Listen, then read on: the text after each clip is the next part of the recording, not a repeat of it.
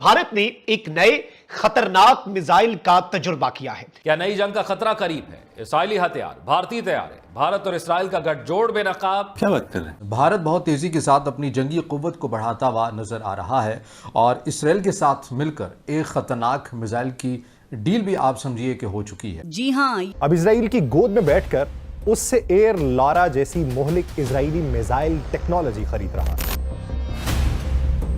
रफ्तार सुपरसोनिक, हमले का अंदाज बिल्कुल बैलिस्टिक यानी फजा से बुलंदी पर जाकर सीधे गहराई में मौजूद हदफ पर गिरता है। जीपीएस पर मबनी इंतहाई दुरुस्त निशाना, भारी वॉरहेड ले जाने की सलाहियत के साथ। एयर लॉरा टेक्नोलॉजी की खरीदारी कोई सादा अस्करी सौदा नहीं, बल्कि एक खामोश मगर हौलनाक प्रॉक्सी जंग की बुनियाद है और भारत इसे अपने तहफ्फुज़ की जमानत समझ रहा है।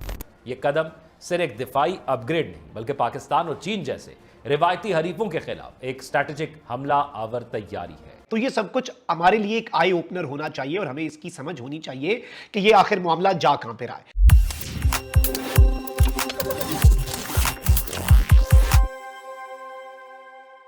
नमस्कार दोस्तों, स्वागत है आपका हमारे YouTube चैनल पर। आज हम बात करने जा रहे हैं उस बड़ी डिफेंस डील की जिसने सच में पाकिस्तान में हड़कंप मचा दिया है। जी हां, भारतीय वायुसेना अपने ताकतवर Su-30 MKI फाइटर जेट्स को अब इजराइल की एडवांस लोरा मिसाइल से लैस करने जा रही है। क्या बात है ना धमाकेदार खबर। दोस्तों, लोरा यानी लॉन्ग रेंज आर्टिलरी एक ऐसी आधुनिक मिसाइल है जिसकी रेंज 430 किलोमीटर तक है और तो और ये सिर्फ कुछ ही मिनटों में अपने टारगेट को गजब की सटीकता से तबाह कर सकती है। अब सोचिए, जब लोरा को भारत के Su-30 MKI फाइटर जेट्स पर लगाया जाएगा तो भारत की स्ट्राइक कैपेबिलिटी कहां से कहां पहुंच जाएगी।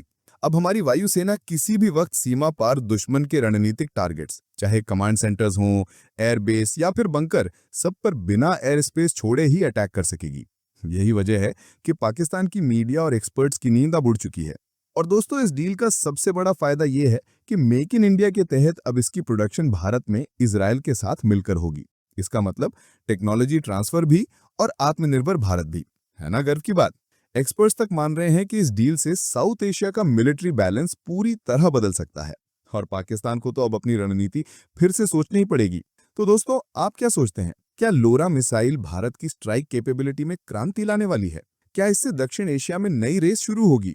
अपने जबरदस्त विचार हमें कमेंट्स में जरूर बताएं और अगर वीडियो पसंद आया हो तो लाइक, शेयर और सब्सक्राइब करना बिल्कुल मत भूलिए। हम फिर मिलेंगे ऐसे ही नई और एक्सक्लूसिव अपडेट्स के साथ। तब तक के लिए जय हिंद। कुछ चीज़ें मैं आपके सामने रखता हूं जिससे आपको बड़ी वाज़ेह तौर पर समझ में आ जाएगा कि भारत बड़ी खामोशी के साथ किस चीज़ की तैयारी करता हुआ नजर आ रहा है। भारतीय फजाइया अब इजराइल का एयर लॉन्च मिसाइल खरीदने पर गौर कर रही है जिसका नाम है एयर लॉरा। हालांकि उसके पास पहले ही ब्राह्मोस सुपरसोनिक मिसाइल मौजूद है।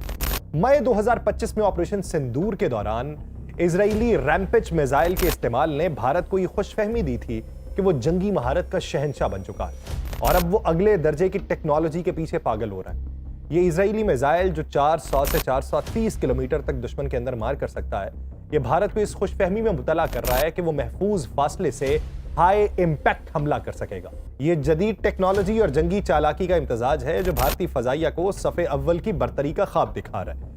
ये रिवायती बैलिस्टिक मिसाइलों की तरह सीधा नहीं जाता, बल्कि डिप्रेस्ड ट्रैजेक्टरी इख्तियार करता है, यानी दब के हदफ की तरफ बढ़ता है, जिसे दुश्मन के दिफाई निजाम के लिए पकड़ना मुश्किल हो जाता है। मजीद ये कि इसमें फायर एंड टारगेट टेक्नोलॉजी होती है, यानी पायलट मिसाइल फायर करे और फौरन निकल जाए, बाकी काम मिसाइल ने खुद संभालना है। इसकी सबसे मोहलिक खुसूसियत यह है कि दौरान परवाज ये रास्ता और टारगेट भी बदल सकता है, यानी अगर जंगी मंजर बदल जाए, मंजरनामा ऐसा हो कि आपने फर्ज करें कि दिल्ली का टारगेट लॉक किया हुआ था और वहां पे आपको यह लगा कि नहीं, दिल्ली को टारगेट नहीं करना था, लखनऊ को टारगेट करना था। रेंज उसकी उतनी होनी चाहिए जहां तक उसको टारगेट करना है। आप उसे रास्ते में कमांड देंगे, वो लखनऊ को टारगेट बना लेगा। ये इजरायली मिसाइल एयर लॉरा दरअसल जमीन से फायर होने वाले लॉन्ग रेंज आर्टिलरी मिसाइल का फजाई वर्जन है जो आवाज से 5 गुना ज्यादा रफ्तार से, यानी माक 5 से ज्यादा रफ्तार से 400 से 430 किलोमीटर दूर हदफ को निशाना बनाने की सलाहियत रखता है। इसका 570 किलो वजनी वॉरहेड और 10 मीटर से कम का CEP और उसकी तबाहकारी और दुरुस्तगी का सबूत है। 10 मीटर का मतलब क्या है? 10 मीटर का रेडियस है, यानी मिसाल के तौर पे आपने किसी एक जगह को टारगेट किया और टारगेट को लॉक कर दिया तो ये उसके 10 मीटर के रेडियस में ही जाके लगे और ये मुस्तनद हदफ को निशाना बनाने में बहुत बेहतरीन तनासुब समझा जाता है। इजरायली मिसाइल की असल ताकत सिर्फ रफ्तार या रेंज में नहीं है, बल्कि उसकी अंदरूनी ज़हानत में छुपी है। उसके पास जदीद नेविगेशन सिस्टम है जिसमें जीपीएस है, इनर्शियल नेविगेशन सिस्टम है जिसे आईएनएस कहा जाता है, इन दोनों का इम्तजाज शामिल है। साथ ही एंटी जैमिंग टेक्नोलॉजी है ताकि जितने भी वहां पे वॉरफेयर के टेक्नोलॉजी लगी हो, दुश्मन की इलेक्ट्रॉनिक मुदाखलत हो, उसकी रेज निकलती हो, आप उस पर असरअंदाज हो सकें। और जिस तरीके से स्टेल्थ टेक्नोलॉजी होती है कि जो रेज हैं वो तैयारे को टकरा के वापस चली जाती हैं, तो इसके अंदर भी ऐसी टेक्नोलॉजी मौजूद है जो आपके नेविगेशन सिस्टम को गुमराह करने की बजाय उसे जैम करने की सलाहियत भी रखती है। यानी मैदान जंग में जितना भी शोर हो, ये मिसाइल अपने हदफ से नहीं भटकता। यही इसकी कमाल महारत है। दुश्मन की इलेक्ट्रॉनिक मुदाखलत उसकी दुरुस्तगी पे ये असर नहीं डाल सकती। दिलचस्प पहलू इसमें यह है कि इसमें एक्टिव सीकर मौजूद है। एक्टिव सीकर से मुराद क्या है?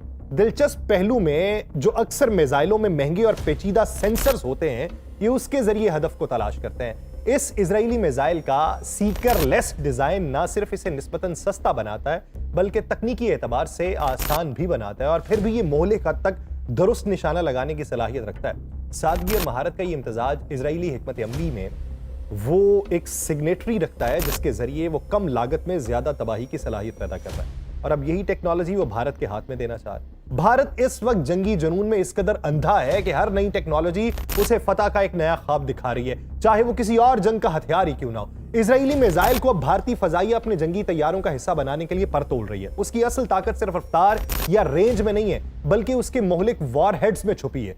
ये या तो जोरदार धमाका खेज वॉरहेड हो सकता है या जमीन में गहराई तक घुसने वाला तबाकुन हथियार हो सकता है जो air bases, command centre, naval basis और बंकर्स को पल भर में मट्टी में मिला सकता है। इजरायली मिसाइल एयर लॉरा की सबसे खतरनाक खूबी उसकी वो स्ट्रेटेजिक गहराई है जो दुश्मन की सरजमीन पे कदम रखे बगैर भी कारी वार करने की सलाहियत रखती है।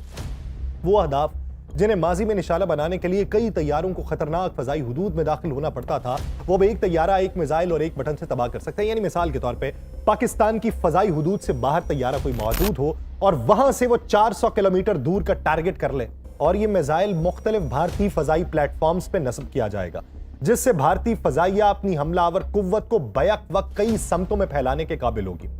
एक Su-30 MKI तैयारा बैक वक्त 4 इजरायली मिसाइल लेके उड़ सकता है और एक ही परवाज में 4 अहदाफ को निशाना बना सकता है। यह मिसाइल भारत की उन अस्करी तमन्नाओं का हिस्सा है जिन्हें वो इजराइल से दरामद करके अपनी फजाई कुव्वत में नई जान डालना चाहता है। यह भारत की मिसाइल टेक्नोलॉजी में पैदावारी शमूलियत का पहला संगे मील भी बन सकती है। 2023 में इजरायली कंपनी IAI और भारत की भारत इलेक्ट्रॉनिक लिमिटेड के दरमियान एक MOU साइन हुआ था। वो सिर्फ हथियारों की खरीदारी का मुआहदा नहीं था, बल्कि उसमें टेक्नोलॉजी ट्रांसफर की शिक भी शामिल थी। भारत ये चाहता था कि वो सिर्फ हथियार खरीदने वाला ना रहे, बल्कि खुद मिसाइल बनाने और मुमकिना तौर पे उन्हें बरामद करने वाला मुल्क बने। अगर मुआहदा मुकम्मल होता है तो ये मिसाइल भारत में ही लाइसेंस के तहत तैयार किया जाएगा, यानी मेक इन इंडिया। और अब भारत की ये तमाम चीजें बताने का मकसद कि भारत क्या अपने आप को इक्विप करने की कोशिश कर रहा है, क्या दिफाई सलाहियतों के अंदर क्या चीजें लेकर आ रहा है, ये बताने का मकसद ये है कि भारत एक बड़ी जंग की तैयारी कर रहा है। खत्म, bye bye, tata, good bye, गया।